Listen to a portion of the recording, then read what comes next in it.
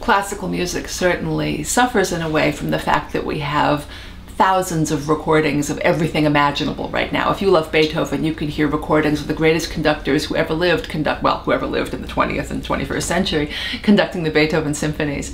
You have unrealistic standards of comparison because every person you hear is being compared in your mind to the greats.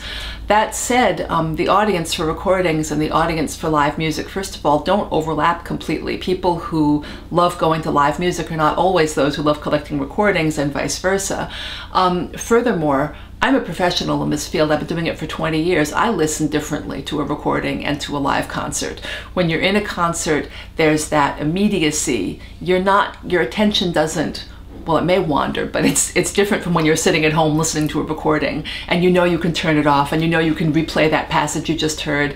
Those things are crutches and may make you a slightly lazy listener. In the hall, that's it. That's one moment. It's not going to come again. You're also getting a juxtaposition of pieces where on a recording very often you're getting the complete Beethoven or whatever. In the hall, you're being served a meal that you are tasting as an entire experience rather than sampling as we so often do at home. So one experience doesn't replace the other at all, although realistically I think it's made it a harder sell for a lot of classical music organizations just because there are so many great recordings available.